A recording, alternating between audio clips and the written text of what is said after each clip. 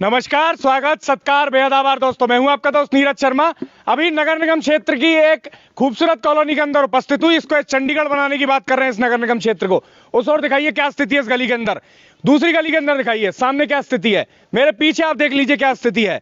चारों तरफ से पूरी ही कॉलोनी के अंदर, हर गली के अंदर यही स्थिति है। नगर निगम क्षेत्र के अंदर रहने के बावजूद भी ये लोग नरकीय जीवन जीने को मजबूर हैं। 25-30 साल पहले बसी हुई कॉलोनी है। अभी हाल ही में ये जो पट्टे दिए गए, ये जो कन्वर्जन किया गया, उसके चलते कहा गया 98 से पहले बसी कॉलोनियों का कन्वर्जन कर दिया जाए। यह तभी की बसी कॉलोनी है, परंतु इसका नहीं किया गया, कोई लेआउट प्लान नहीं बनाया गया। यहाँ पर मुख्यतः जो रहने वाले लोग हैं वो आरक्षित वर्ग के हैं।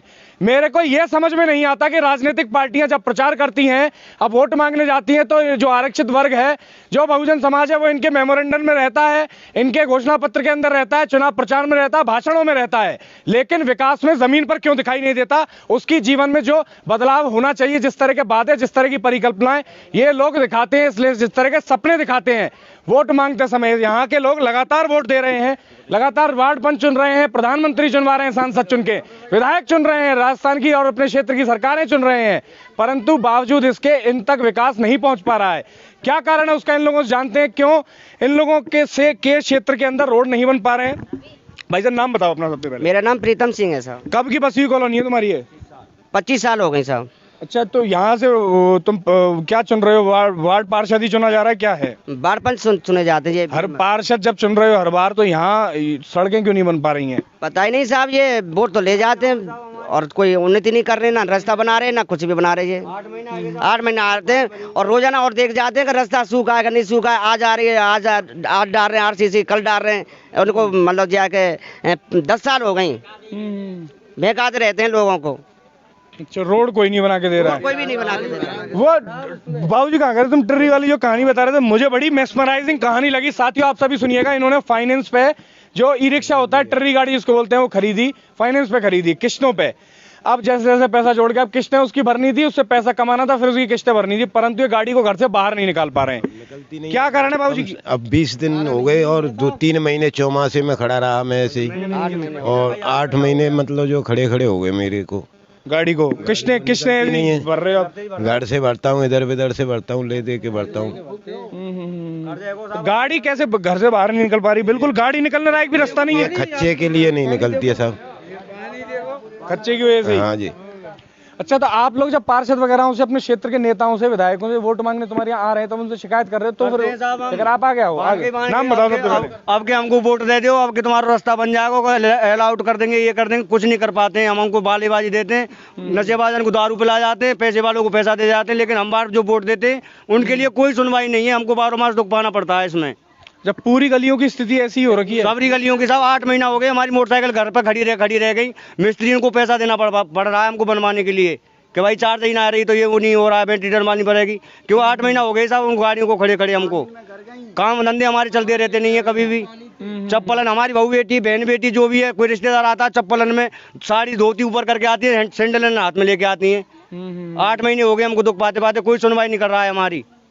तो साथियों मेरी सभी से रिक्वेस्ट है, वीडियो को शेयर करें, सब तक जानकारी पहुंचे। जो भी अनियमित कॉलोनी है जहां भी है, उन सब की वकालत में कर रहा हूं, यहां से वार्ड नंबर 5 से, भरतपुर के से, नगर निगम क्षेत्र से, कि जे उन कॉलोनियों के अंदर भी विकास किया जाए। ये जनता भी जनता है भैया।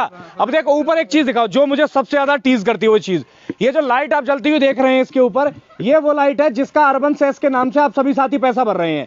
बिजली के बिल के अंदर जुड़ के आ जाए। फॉर एग्जाम्पल, अगर आपका 1000 रुपए बिल है, तो उसी बिल के हिसाब से एक परसेंटेज फला लिया जाता है अर्बन सेस का। बिल में अभी चेक कीजिए, तत्काल अपना बिल निकाल के देखिए, कॉलम होगा अर्बन सेस के नाम से। तो आपने 35, 40, 50, 60 जो भी रुपया आपका उस आपने भरा है बिल के अमाउंट के हिसाब से अर्बन सेस का, वो इसी लाइट का है। लगातार 24 घंटे चलती है। शहर में रहने का आप बिजली का एक टैक्स दे रहे हैं स्पेशल तरह का, परंतु आपको सुविधाओं के नाम पर यह दिया जा रहा है। और खास तौर पर जो मैं आप बात कह रहा हूं, जिस कारण से मैं ये वीडियो कर रहा हूं, खास तौर पे उस आरक्षित वर्ग के लिए जो यहां रहता है, उस तक विकास क्यों नहीं पहुंच पा रहा है, उसके साथ इस तरह का भेदभाव क्यों हो रहा है।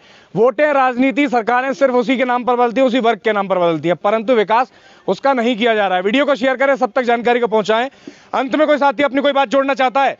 कमेंट जरूर कीजिएगा, अपनी राय जरूर दीजिएगा और सब तक जानकारी को जरूर पहुंचाएं। सारी गलियों में ये स्थिति है। रोड बन जाए, हमारी शिकायत ये है कि ये रोड बनने चाहिए, नाली निकलनी चाहिए।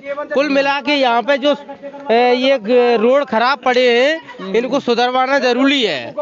कम से कम हमारे लिए आना जाना आसान हो जाए। हम ये समझ लो कि घोंटू घोंटू पानी में निकल के जाते हैं। सर मेरा नाम मानवेंद्र है, मैं लैब में ड्यूटी करने वाला हूँ। सर मैं डेली जाता हूँ तो यहाँ से पानी में जूते कपड़े अपने हाथ में लेके जाता हूँ और रोड पर पहनता हूँ। डेली का यही है, ऐसा पानी। मैं यही कहना चाहता हूँ कि पार्षद है जो सुने, कम से कम ज्यादा नहीं तो पढ़ने वाले लड़कों के इतना तो सुने, और प्रोफेशनल आदमी उनकी तो सुने। पैसा ले रहे हैं तो उनकी सुननी तो चाहिए। बस इतना ही कहना चाहता हूँ। ये लोग इकोनॉमी में भैया पूरा पार्ट निभा रहे हैं, पूरा का पूरा पार्ट निभा रहे हैं। देखो अर्बन सेस भी दे रहे हैं, ऊपर दिखा दिया आप सभी साथियों को। कहीं जो 5 लाख से ऊपर कमा रहे हैं वो इनकम टैक्स भी दे रहे होंगे।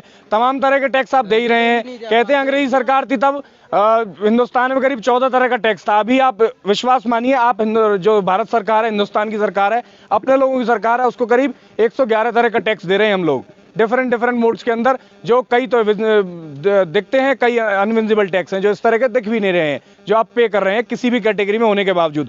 वीडियो को शेयर करें, सब तक जानकारी को पहुंचाएं। मैं हूं आपका दोस्त नीरज शर्मा। नमस्ते, गुड बाय, राम राम।